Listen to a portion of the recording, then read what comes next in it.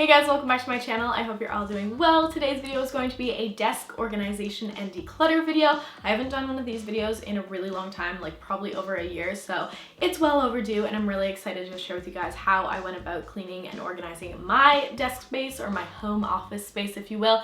Hopefully this is helpful to you guys if you have a desk in your bedroom or even at work or something, because this is where we spend a lot of our time, I'm assuming, and it gets really easily cluttered. So hopefully you guys like this video, and if you do like videos like this, be sure to give it a thumbs up and subscribe if you're new. Before we jump into the video though, I wanted to quickly mention if you are subscribed to my channel and you have not turned on post notifications for my videos, please go ahead and do so. I've had so many comments recently telling me that my videos are not showing up in their subscription boxes, which is obviously really frustrating. So the best way to, combat that is turning on post notifications, but also following me on Instagram, because I always tell you guys when I post a new video on there and my stories, and mostly in the pictures I upload as well. And if you're not following me, that's a really great place to do that, so you guys can be notified on there when I do post a new video, and that would also just be really helpful for you guys to be in the loop and also be interactive and vote on what videos you want to see each week and different things like that. So definitely follow me on Instagram if you have not done so already. And that's enough rambling, let's go ahead and jump into the video.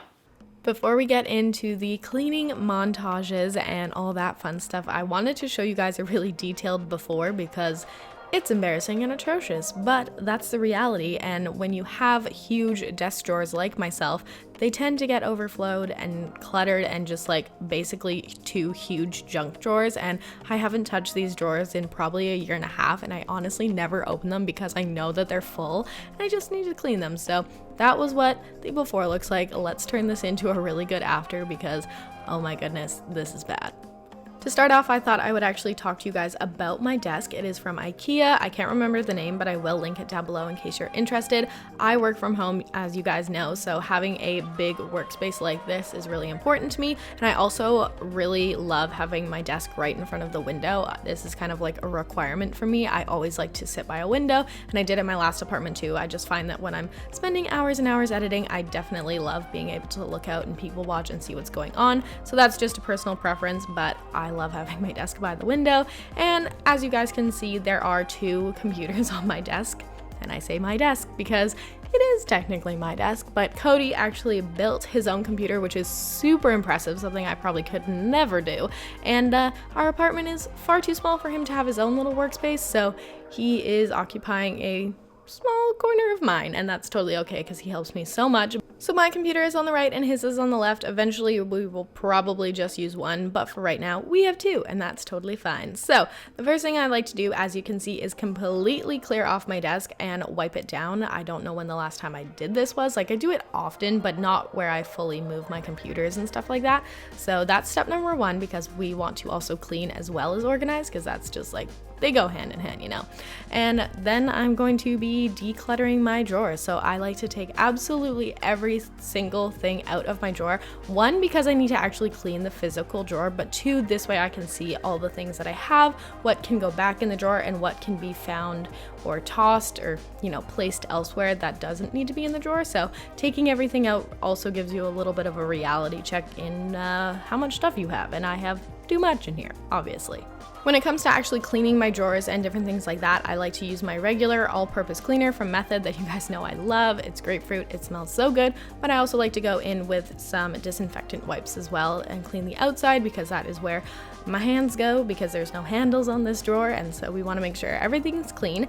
And then moving back into actually putting things back into the drawer and organizing, my little copper wire basket organizer type things that you guys see here are from the Container Store. I love them. I'm pretty sure I got one in every single size, but these are really great to organize inside drawers because it really keeps things separated and clean and tidy. And as you guys can see, I have a couple other little boxes that are colored. One is a Tiffany box and one is a La Ray box. I like to keep cute little boxes like this for organizing drawers because I find it really great for smaller things. As you can see in the blue box, I have a bunch of SD cards. I have no idea what are on some of them. Some of them I haven't seen in months, so I'm really excited to look back on those, but it's nice to have a spot for those because I have so many and I like to label them, and just knowing where to put them when I'm not using them is also just really, really handy and smart to do. I also still have a ton of planner stickers, and even though I'm not currently into decorating my planner in such a way, I do want to keep them because they were expensive and I know that I'll come back to them.